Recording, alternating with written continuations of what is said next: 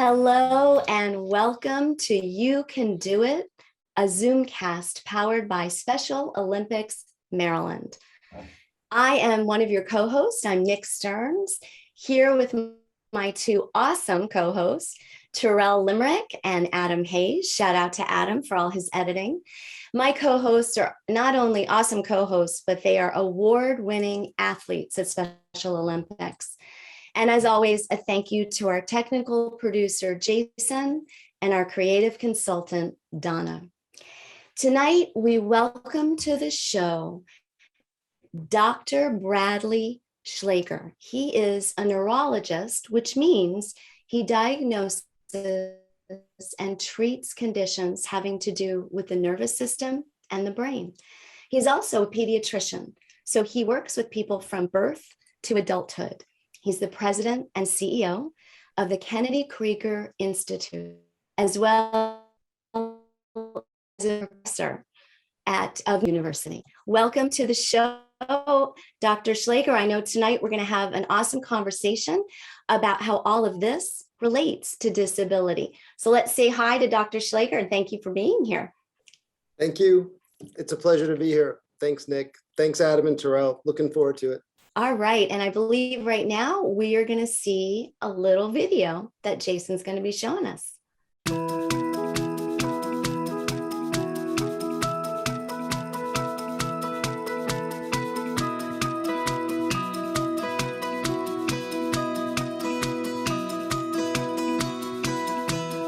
There is a very special place, a place unlike any other in the world, where hope is always alive and well, where futures that were thought lost are found, where lives are utterly transformed.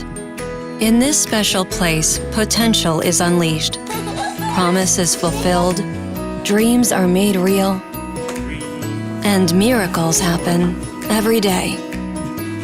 This very special place is Kennedy Krieger Institute. Here, we open new horizons and create new hope for children and young adults who have injuries or disorders of the brain, spinal cord, and developing nervous system. Our approach is unique and remarkably successful because we don't just treat the disease, we nurture the individual. We don't just treat leukodystrophy, we treat Ellie. We don't only see Down syndrome, we see Marcel. We don't simply focus on spinal cord injury, we focus on Julia. Each person who comes to Kennedy Krieger is unique. Each faces a special, daunting challenge. Some have conditions so rare they only strike one in several million. For each of our children, only a tailored treatment approach ever works. Only intensive, personalized attention inspires and sustains progress. Only Kennedy Krieger can turn hopes into realities. To recover and rehabilitate, to grow, learn, and thrive, to experience how rich and full life can be. At Kennedy Krieger, we surround each child and family with a collaborative team of experts from all disciplines. Our world-class nurses, researchers, therapists, and doctors make world-changing advances. We discover groundbreaking treatments and educational approaches inspired by our pioneering research. Our special education programs are world-renowned for helping every student achieve every bit of what's possible. In all these ways, we address all physical, emotional, neurological, developmental, and learning needs. And we see life-changing personal progress that is simply astounding. For Jordan, it means being able to play a video game. For Lydia, it's never letting her disability disable her smile. For Kristen, it's the chance to one day walk down the aisle at her wedding. Kennedy Krieger Institute is a very special place indeed, making remarkable breakthroughs in the lives of our patients and families. By refusing to acknowledge the limits of limits, by changing disabilities into abilities, by empowering the person despite the disorder, by turning the impossible I love you, son. into the possible, by never saying never. Kennedy Krieger Institute.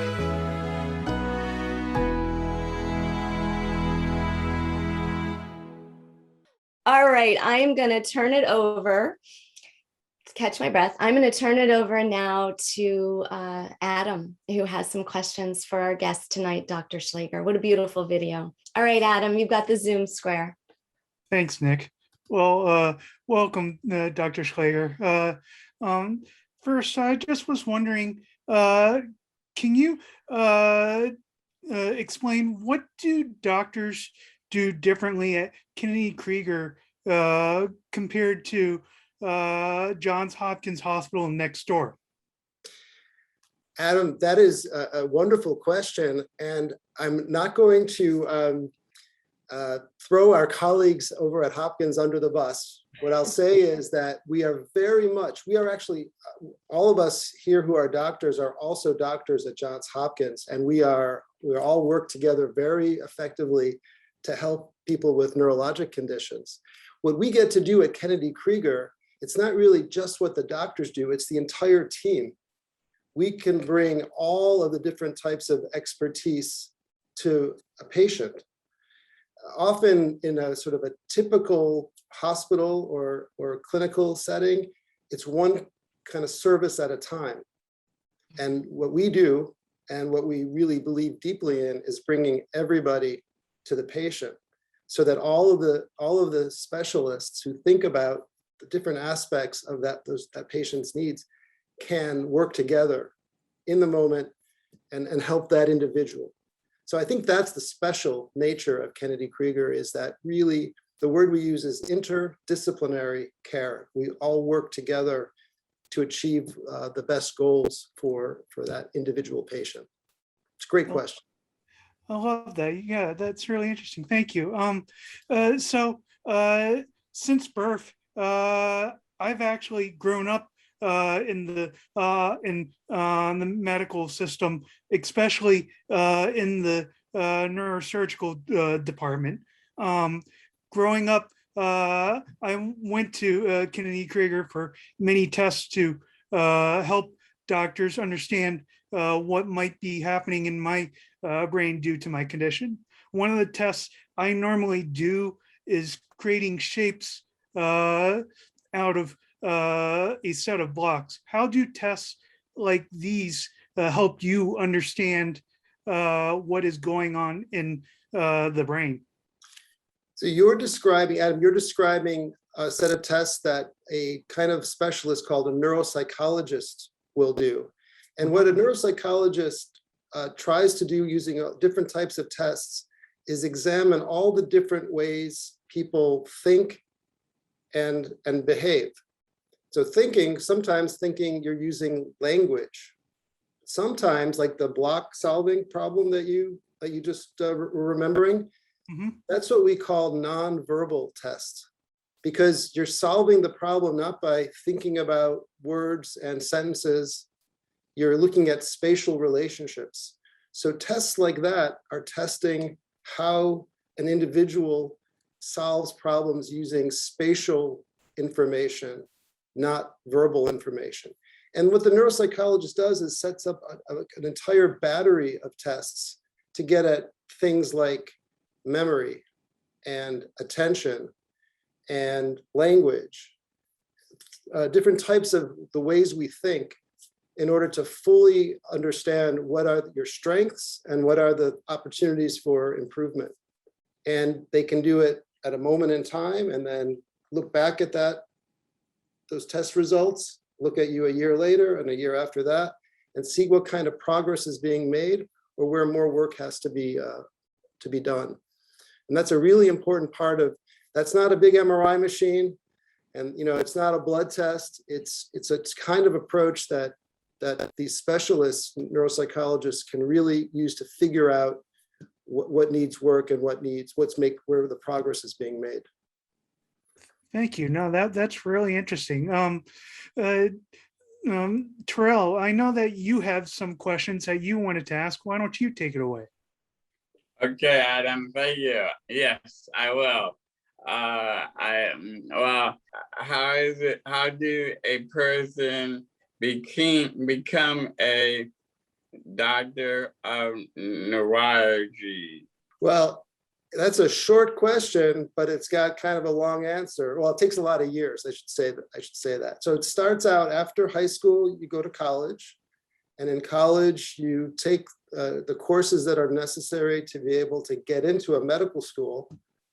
Medical school is 4 years. And then Yes. after medical school, you go to what's called a residency.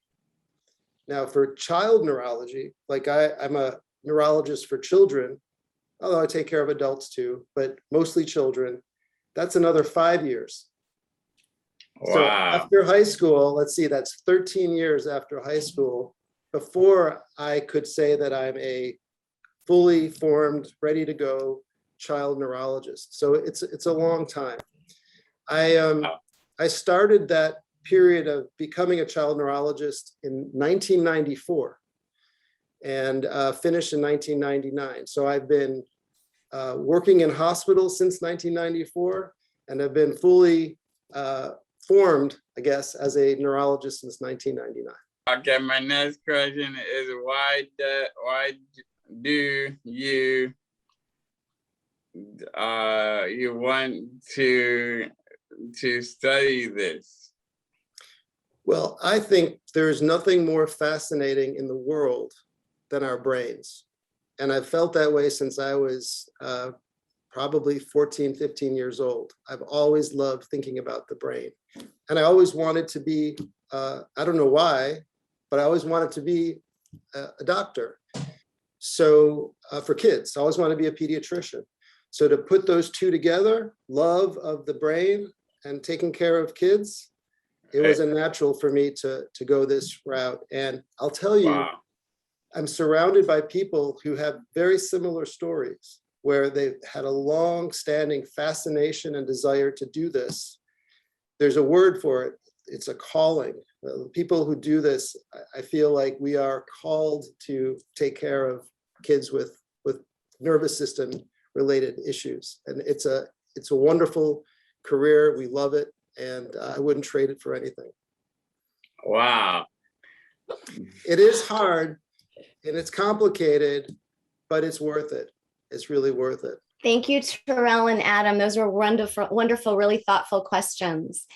We're going to go ahead now, Dr. Schlaggar, and we're going to open this up to our Zoomers. So I want to ask all of our Zoomers, if you have one question for Dr. Schlaggar, if you can either raise your hand or use the icon, raise your hand, so that I can start getting everybody in the queue for questions for Dr. Schlaggar. All right. Well, first we have Joe Wu. Joe, you've got the Zoom square. Hey, Doc. Hey, Joe. Hey, I have one friend. She named Ming. He has Down syndrome. They have an Alzheimer. Right now, he passed away this weekend. Oh, I'm sorry. Yeah, because the Down syndrome and getting older, the brain is like Alzheimer, cannot function right. Is correct? That's correct. Yeah, it's one of the realities in Down syndrome is that you live long enough, you're very likely to develop Alzheimer's disease. Right. And so we started to, that's been known for some time, but because of improvements in the way people with Down syndrome are taken care of medically, they're much more likely to live longer. So we're seeing more people with Down syndrome developing Alzheimer's disease.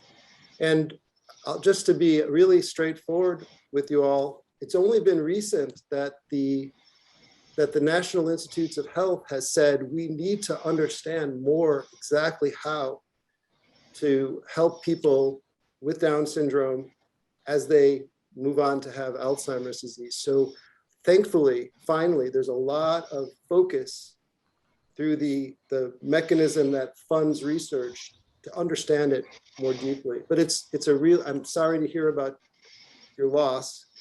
Thank you. And it's something that we really have to learn a lot more about to treat Alzheimer's disease overall, but to recognize that this is a part of the life course, unfortunately, in Down syndrome.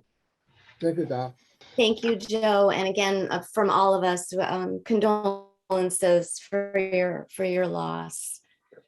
All right, who else has a question for Dr. Schlaggar?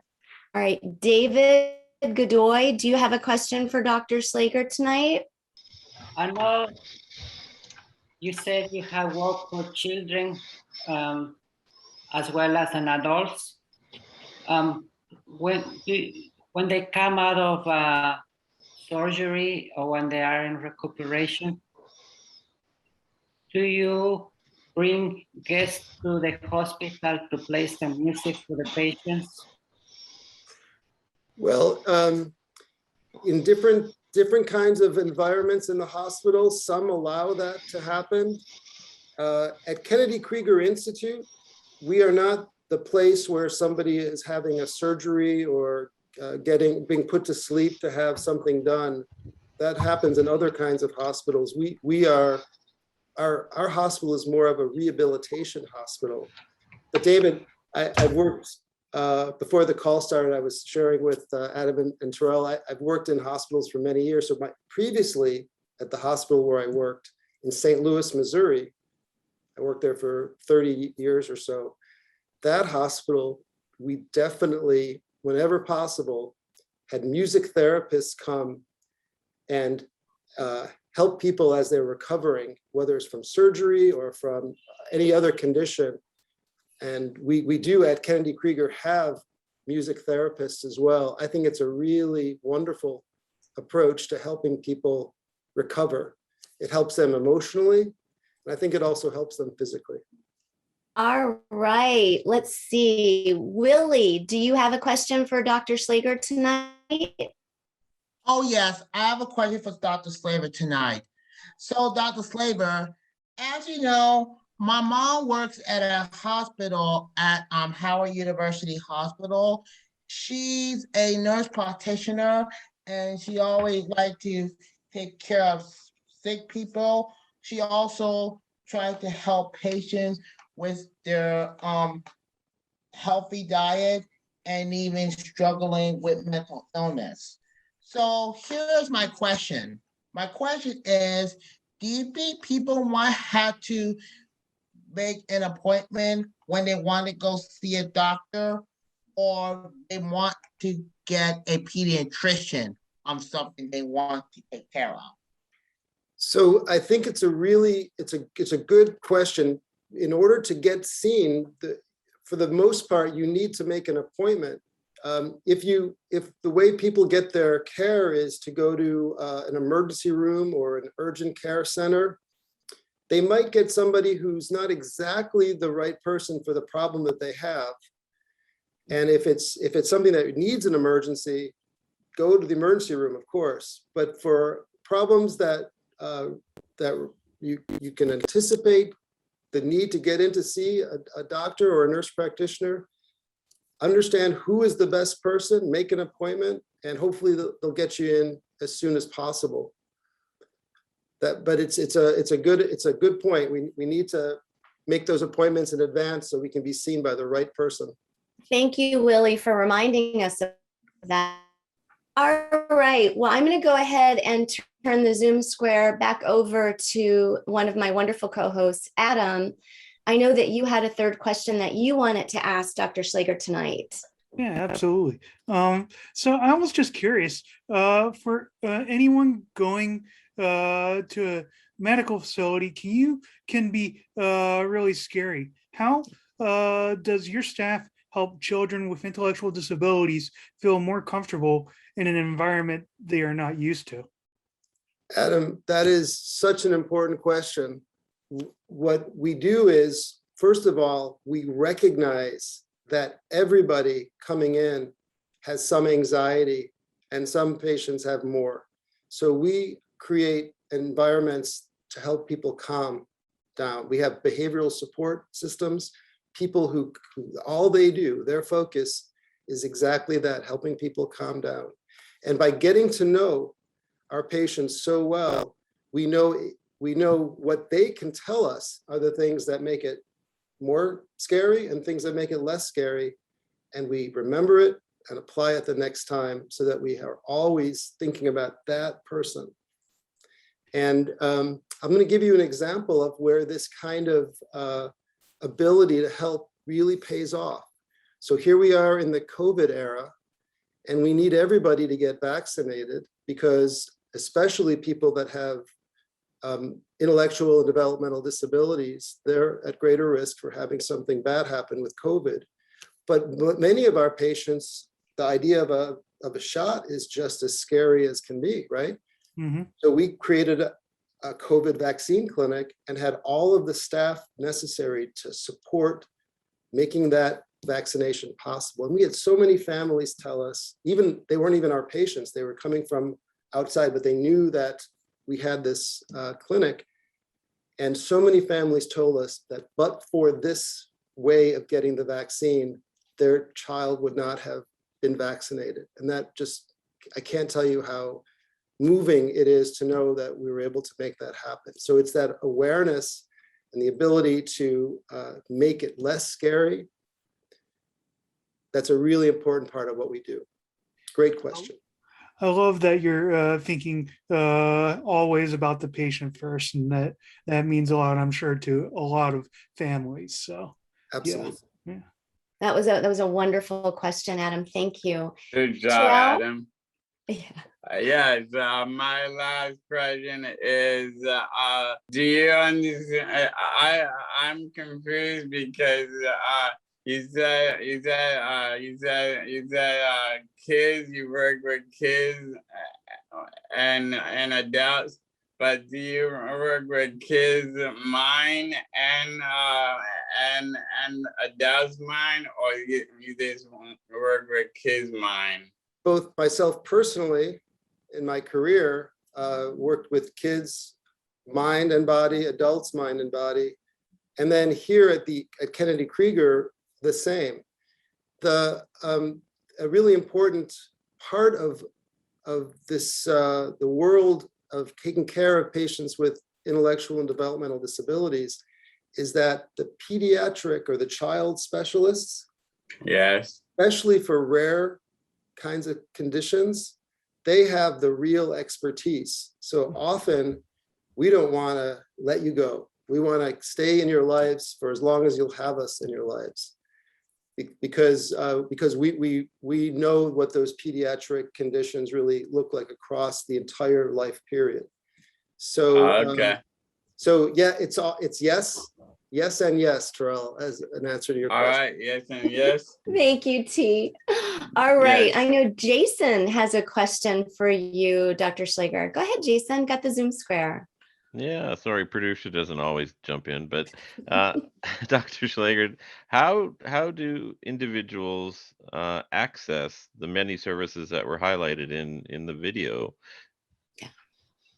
That's a really important question. How do you get in the front door? So the first answer really is you can go to our website, kennedykrieger.org, and there is information about all the different kinds of services that we have, and also information about how to get connected by telephone or by email. So I would say go to the website to get in. Now, once you make the initial contact, there will be people who are asking the questions to help decide what's the best place. Thank you. Thank you, Joe, for putting up the website. I appreciate it. That's right. And it's mobile phone friendly too. That's right. So they'll ask the questions to help make sure that you get to the right place. We have about 85 different clinical programs. We have about 600 different clinicians, and it's important that you get into the right place. Back to Willie's point about making the appointment has to be with the best right person to make it really worthwhile. So our job is to figure that out after asking you some basic questions up front. And then after that, we take it from there and we figure out what else is needed and help you navigate through all the different parts of the services that we provide. It's complicated sometimes because people are complicated, and our job is to make it as easy as possible. But thanks for that question, Jason. That was great, Jason. Thank you. Dr. Schlaggar, I actually have two quick questions. My first question is, we know that you're a professor and of neurology and of pediatrics at Johns Hopkins. I know there's many, many things that you share and teach to your students, but if you had one bit of advice as they were about to embark on their career, what would it be? I would say that no matter what part of medicine you are in, whether it's internal medicine or surgery or ophthalmology, whatever domain you decide is your area of focus, you need to understand that people with disabilities are going to need your services. And we're talking about 15 to 20% of the population. So to make sure that as part of your approach, no matter where you are, that you understand how to best serve individuals with disabilities. I would say that at the first day of medical school and at the last day of residency, to make sure that that is on everybody's minds. I think it's a really important message because with increasing awareness of the different types of disabilities that we all have, and increasing success in pediatrics of people living longer lives with disabilities, everybody in the healthcare system needs to embrace the importance of understanding how to best serve everybody, including individuals with disabilities. Oh, well, that's wonderful. And my last question is, I know you've been in the field for a long time, but what is the most rewarding part of your job, would you say? I think the most rewarding part of my job is from being a physician, is when a family that you've been with for years and years just spontaneously reaches out and says, thank you. They share a milestone or an event. There's nothing like that. So some people go into medicine because they want to take care of trauma or take somebody to the operating room or do something in the intensive care unit. That's not where I am. People like me, we're in it for this long haul relationship with families. So the biggest, most gratifying experience is that statement of thanks after years of being together.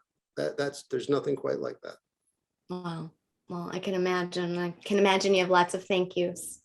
So thank you for that. It is an extremely rewarding. It's hard, but it's a rewarding career. And like I said, I think earlier, I wouldn't trade it for the world. I want to share something with all of you. So Kennedy Krieger Institute and Special Olympics, we're kind of cousins. So the reason why we're cousins and why I'm so pleased and feel privileged to be part of Special Olympics Maryland is that the same family and energy from the Schreiber and Kennedy families that led to the creation of Special Olympics also led to the creation of federal laws that required things called university centers to focus on intellectual and developmental disabilities to spring up in the 1960s, around the same time that Special Olympics sprung up. So the same vision from these families, from leadership in the US, from the Schreiber and Kennedy families, led to Special Olympics and places like the Kennedy, what used to be called the Kennedy Institute, but now Kennedy Krieger Institute. So I think we're family, and I like to celebrate that. Wow, that sounds awesome. Good to know about that. Well, that is all the time that we have tonight. And so let's first give a very warm round of applause to Dr. Schlaggar from all of us here at You Can Do It. Thank you for spending time with us and sharing about your wonderful work and giving us space, holding space for all of us to ask our questions. We really appreciate your time. Thank you. And Terrell, when are we going to be back? We will be back. Soon. Be here, be here, or be square. Absolutely. And Adam, do you have any advice as we close our show this evening? Yeah, and always remember to bring your questions and And remember, stay positive. Yes. Yes, absolutely. And thank you for all of our Zoomers for being here and bringing all of your wonderful energy to Dr. Schlaggar tonight. And thank you to everyone who watches us every Friday on channel 21, Montgomery County Cable. We appreciate that. We're 4:30 to 5 p.m. each Friday, sponsored by Special Olympics Maryland. So thank you everybody for joining us. And remember, you can do it. Have a great evening, be well, and be safe. Bye, everybody. Yes. Thank you. Bye. Good night.